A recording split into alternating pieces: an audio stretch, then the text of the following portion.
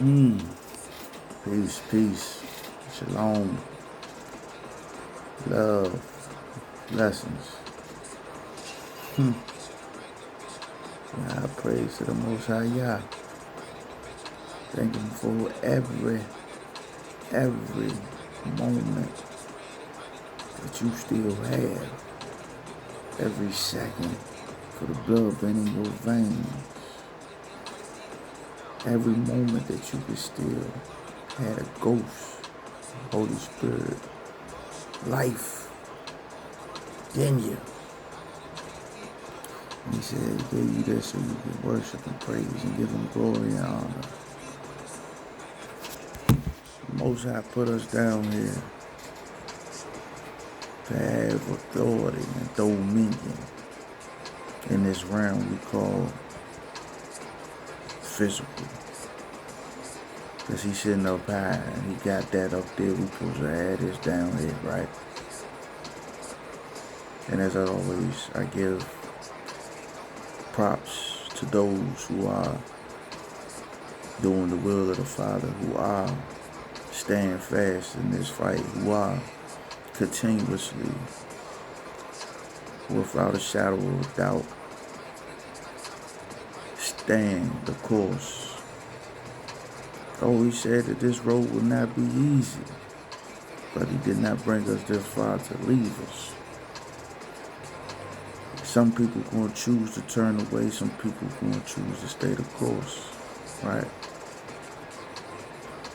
But as I was in meditation, forgive me, talking to Abba, it's 3 principalities that hold most people captive in their pleasures and their desires, right? Under these 3, you can find then everything else is gonna make a man, woman, human being do the most unsensible things. You know, He said we're not supposed to have 2 masters, right? He said, don't worship no other God, for I am a jealous God, right? And I'm speaking to my people. I'm speaking to those who know the covenant. I'm speaking to those who know the truth. Because right now we are in a time where the truth is being butchered.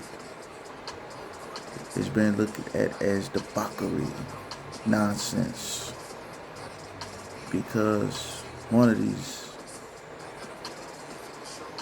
gods, idols, however you want to look at them, has really captured the mind of most, and that's the lust. So the 3, you have sex, money, and power. So we're going to look at them as lust, manna, and pride.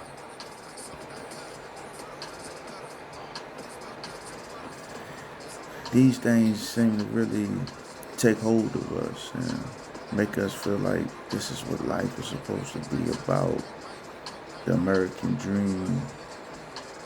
But as we've seen countless stories in this word, this biblical truth that we come to know about the rich man, the poor man, about the rich young ruler. Riches don't mean nothing if you don't have nothing here. Not here. Because now you're just a shell of a person who got all the things that most people want. But you're in a position where you can either tip the scales for a negative or a positive, depending on where this and this is. Power, man, cause people to do a lot of wicked, crazy things for it. A lot of unnecessary things for it. I mean, to the point, like you said, you kill your own family for it, sacrifice your own family for it. Morals will go out the window. All these things make you lose yourself at the end of the day. Thus, some of the perverted things we would do for a threesome, some of the perverted things we would do just to get that girl that you've been trying to get for the longest, or that male, however you look at it. Married men stepping out, but we don't see no problems with this. It's like, how can you say you're going to be dedicated to God, you can't even be dedicated to the one woman he gave you with? Because in Genesis, what it say? A man should leave his parents and cling to his wife, and they should become one flesh. Now, of course, we could go to the whole polygamy thing, and we could say that, David had concubines, Solomon had concubines, even Abraham had concubines. Yeah. But understand some things into that Old Testament were done away with. Now, I can't tell you, what the Most High would think about this situation, because I'm not the Most High. But I know he did say that treat your wife the way Yahshua treated the church, sacrifice. He didn't say wives, he didn't say concubines, he said wife. So, if I read them words verbatim and if I take them for what it means, face value, I think he had intended for us to have one helpmate.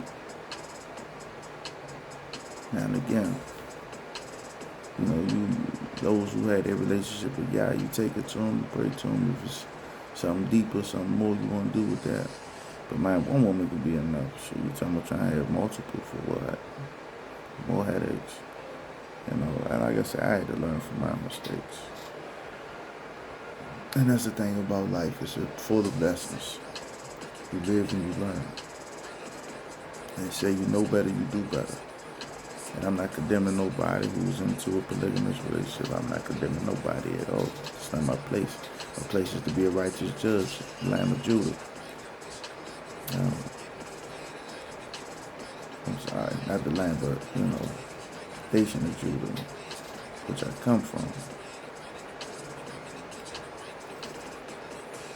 I was sitting here, like most of us, we was tasked to do something. But the distractions of this world can keep us from doing those tasks. Because again, you got pride. Because again, you got people who want power. And you got people who just want lust. But he said, cast down those imaginations, man. The things of a man's heart. Make him feel like you lead him to the right place, but really lead him to destruction. The desires and the pleasures of this world. When you say, if you're a friend of this world, you're not a friend of mine. I mean, the words are there. Prophecies are being fulfilled. Things are being revealed. Truth is being told.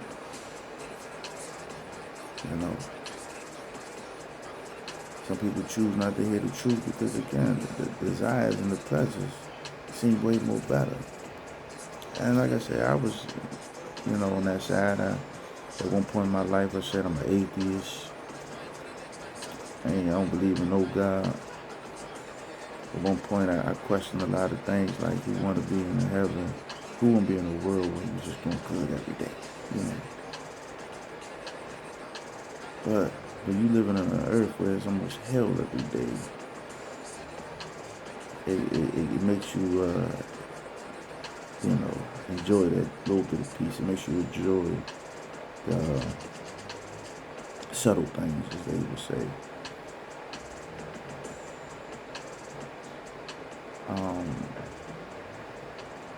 There's a lot of things that I used to question before I came to this side and before I came into the truth and understanding, because it was a lot of the world's perception that was put on me. And then once you actually start to get into the things of the world and you start to get into the pleasures and the desires of this world, you start to like, man, it's fun. That's it. Let's turn up. Let's get lit. It's the lifestyle that we've been introduced to, especially if you've been deprived from it for, since a child. Now, some people I grew up with, man, they was already out there in the streets doing things at an early age. Like, man, I'm talking about 5, 6, 7. You out there damn near just coming out the plant, but you already doing stuff that you ain't supposed to be doing. So again, we all was raised different. Some of us ain't really coming to this thing until we hit probably about 18, 20. When I say this thing, I'm talking about the way of the world, really. Because we've been shunned, blocked. As our parents would mostly say, we were being protected or sheltered.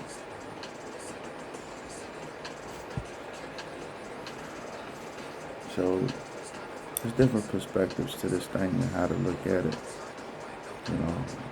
Most part I try not to look at it in no negative light, because everything is a lesson, man. Everything is a teaching moment.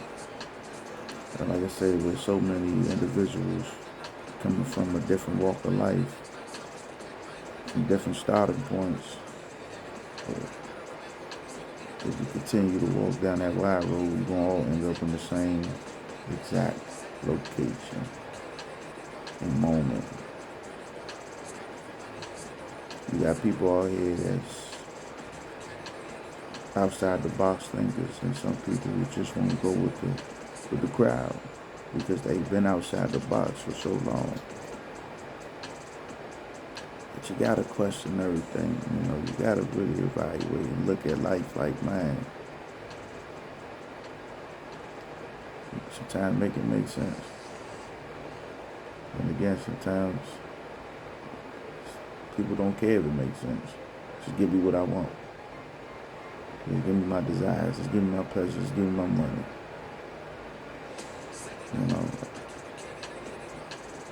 Like I said, we have been commissioned, those with the purpose to set the captives free, to bring this word, the Yah, good news, to show that it is a way better way. Because on the surface, this stuff look good, don't it? Look tempting.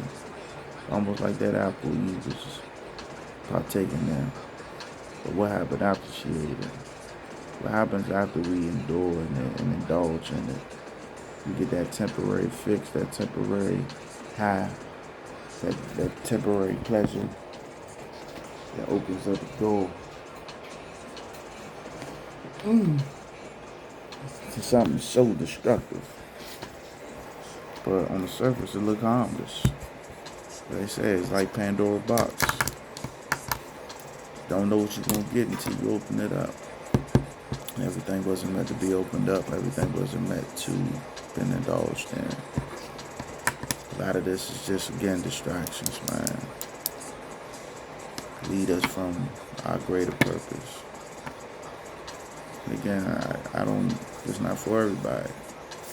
Those who know who it is, who it's for, is going to resonate with you.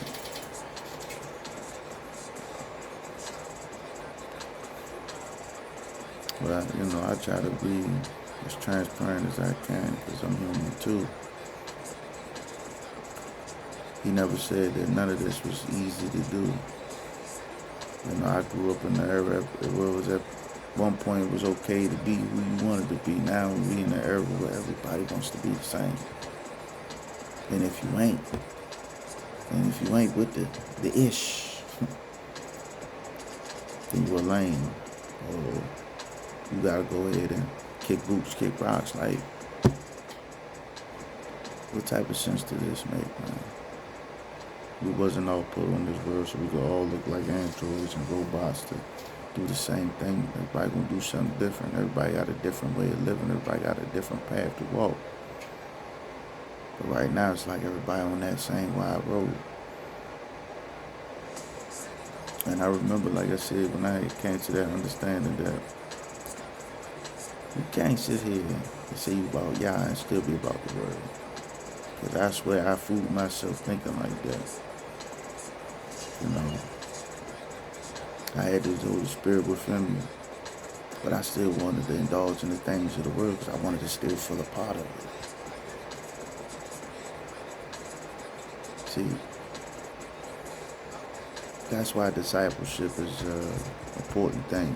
To get up under a mentor who's walked this thing out, who's been down that path you've been down, who's engaged in this battle way longer than you have and done things you've done and probably worse, but now has understanding. Because when you lean to your own understanding, and again, speaking from my own experiences, you make ripple effects. And sometimes those can cause more damage than good.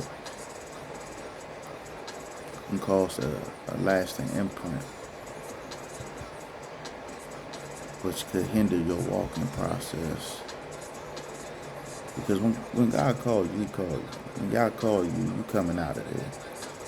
No matter what you thinking or how you feeling. You could try to go back, it ain't no going back. You could try to fight the process, but you're just delaying. Now again, just like Jacob, what Jacob did, he wrestled with Yah. He wrestled with him. That's how he got his blessing. But he had what happened? Yah popped out his hip bone, right? It had a lasting effect on Jacob. So now Jacob had a limp when he walked. All the way until he was old. So we could wrestle with Yah. But if you're wrestling with him in the wrong light, again, you're just making it worse. Versus surrendering to Yah. And letting him bless you the way he see fit to bless you.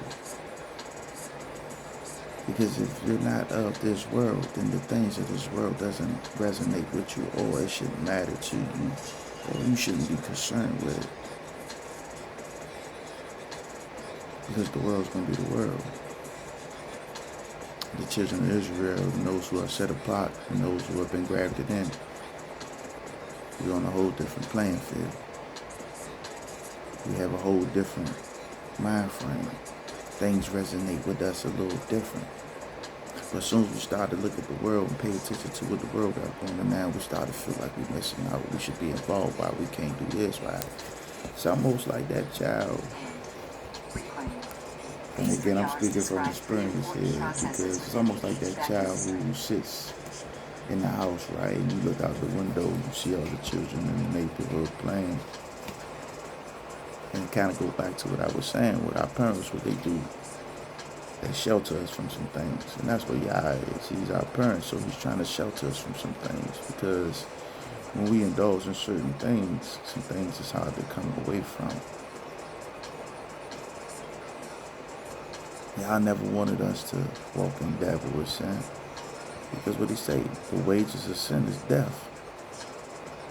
So when we get to playing with the enemy devices, what we doing? We're bringing death upon our life. So Yah tries to shelter us from these things, but we like little children, curiosity. We want to be able to do what our next door neighbor doing. We want to see be able to fit in with everybody.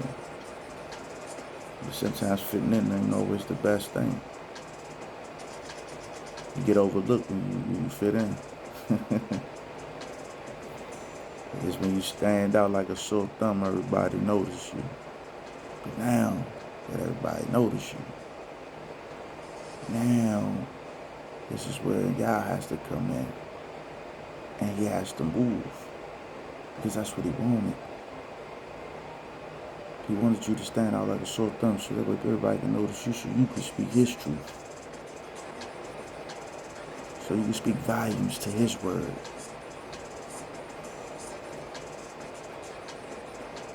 See, everything wants to focus on us. It's about us. It ain't got nothing to do with us. I go back to Joseph on this one. And he had to realize that. Because when Yah gave him those dreams, and he came back and he told his brothers and his father about him, He had some type of pride in him. He had some type of arrogance. Even with us as the children of Israel, we get that pride in us like, oh, we are chosen. It don't mean nothing for us to be the chosen. It is a gift as well as it is it's an honor, but it's a task. And what's the saying? Peter Parker say, or what his uncle say, what Ben say? With great responsibility comes, or with great power comes great responsibility, right? So the power that you hold is not the power of the world. It's the power of Yah. And that comes with a great responsibility. Our responsibility is to save those who want to be saved. Well, not so much save, I hate saying save because that's not what we do. But reach those who want to be saved. Continue to kick this truth out until it cracked somebody in the skull and it get through to somebody and it wakes up somebody. Because we all have different demographics. We have different audience of people that we can reach. That's why we all have been commissioned.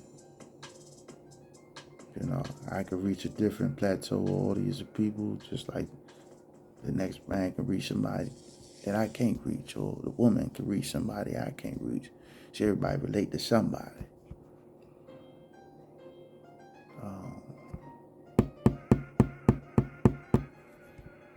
But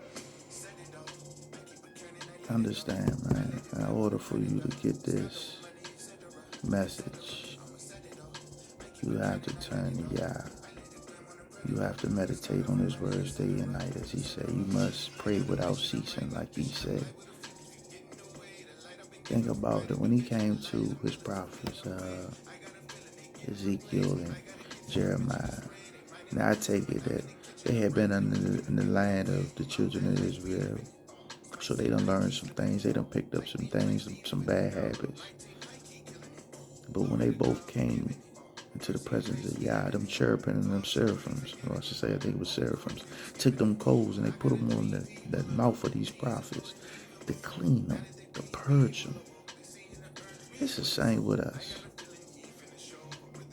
You can't be full of darkness trying to speak light. And you sure can't be full of light trying to speak darkness. Light and darkness can't coexist. As much as the world will try to have us believe that we can be duality, that we can have a mixture of both, it don't work. Because one side is always going to be more effective than the other, depending on what's in your heart, depending on what's in you as an individual. But what he say, even if a wicked person can give their offsprings good gifts, Yah being of straight righteousness and holiness,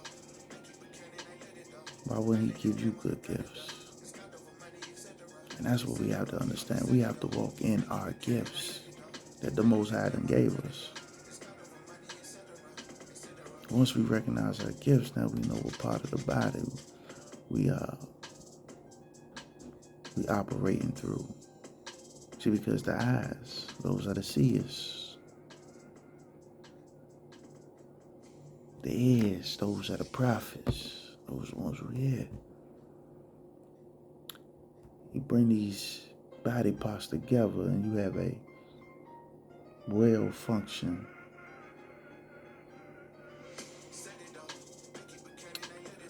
what you want to call the body, put it like that. But again, what he say, if your hand causes you to sin, cut it off. If your eyes cause you to sin, pluck it out. So right now, we're in that season where it's purging within inside the body. You gotta start within first. You gotta clean yourself up first before you can go out and try to help anybody else. And I had to learn that too. Because if you come into this word and he give it to you with that mind frame that you still have, you got that zeal, you want to go out there, you want to tell everybody about it, but you got to understand, you still got demons you facing, you got stuff you still going through, stuff you still enduring. So how can you go out there and be effective for the kingdom if you can't even be effective within yourself? Don't get me wrong. I think I get my strength more so by helping others than helping myself. But sometimes we gotta make sure we worthy and we ready for the task. This is pruning season. This is the time where we going through training. This is the time that Yah is preparing you, because this battle that we got going on right now, this is nothing. This is cakewalk compared to what is coming. See, we gotta be able to be in that spirit realm night and day. We gotta be able to ward off these demons night and day, because they gonna come. They gonna come. They already coming relentless. Day in, day out. I don't understand. They gonna come through the peoples you least suspected, the ones you say you love. What he say? I came to bring the sword through the household. Most of your enemies are gonna be in your household, gonna be in your camp. But we see it on a constant day-to-day basis. Your mans, your homies, be the ones that's gonna snake you out before your ops do. The one who know you gonna be the one that snake you out before the ones who don't.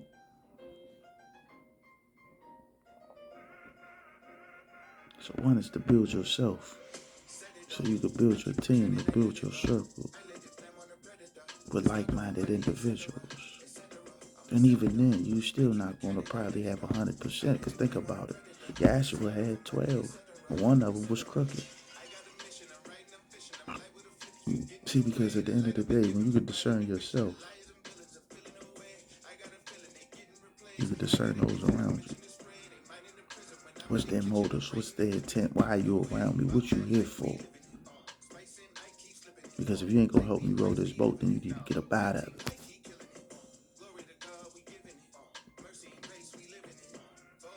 See, too many chiefs, not enough Indians. Everybody want to be the boss, but nobody wants to be a worker. That's why I said the laborer is few, but the harvest is plenty. There's a lot of people out here that need us as individuals of this walk that know how to communicate with Yah. Because even with Yah, he still needs this vessel. I mean, he can operate however he wants to, but he still wants to use this vessel, because this is our dominion. This is what we were given charge over. The enemy knew that, right? So his thing was to trick us out of our position. You know how that goes when you were a soldier in the streets. You trying to rank up, right? But you ain't the only one trying to rank up. You got other people trying to rank up too. And it's a cutthroat situation.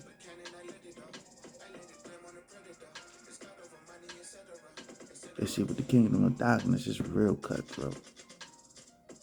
And the things they gotta do, man, to stay in position to even, rank up. Well, over here, that's not like that. Over here, we all can be on the same level, same playing field. And then this power that Yah provides don't have a cost to it other than what you're going to have to endure, that you're willing to give up and sacrifice.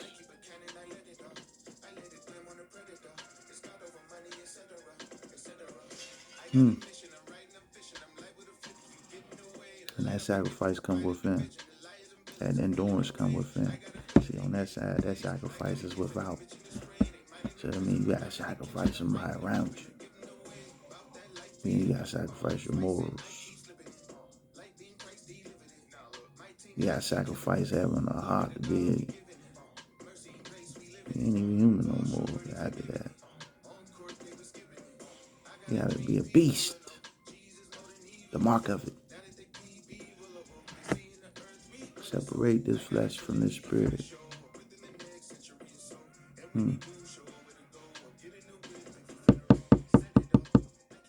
I say it again all the time.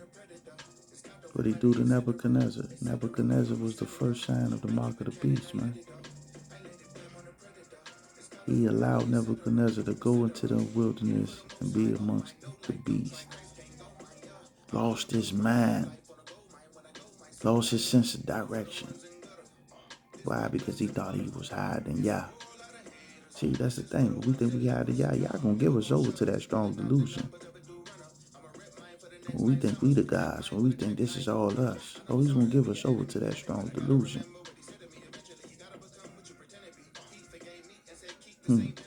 7 years Nebuchadnezzar was in that wilderness with the beast, frolicking around like an animal. Then when he came to his right sense of mind, what happened? He realized he wasn't no match for Yah. But see, the people around him, they didn't have the wake-up call that he had. So they didn't understand his change of perspective of mind and how he was able to give praise to Yah the way he was. But they killed him. They killed him because they didn't understand him. And that's the way of the world. We kill off things we don't understand. But as I always say, I live for Yah, I die for Yah. Death to me is not what I used to think of it. But he said, man, Yahshua went down. He had to descend before he ascended. So he got the keys. He got the keys. So he good. So I'm good. You feel me? So I'm gonna walk this thing out nicely, smoothly. This is what he said. This is not a race. This is a marathon. I ain't trying to reach no finishers lines. I'm just trying to endure until my time.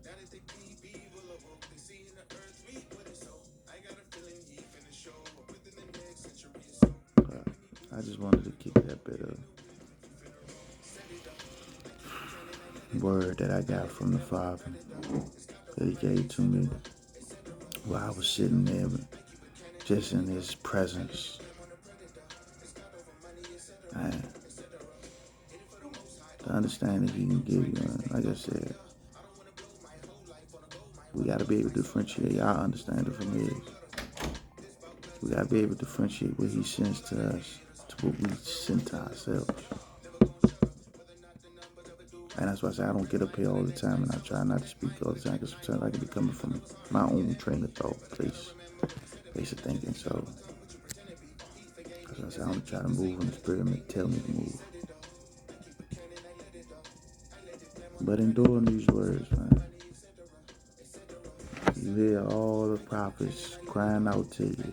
You hear all the watchmen crying out to you, telling you the truth. You see the things around you. But see, that strong delusion can really have a hold on some people.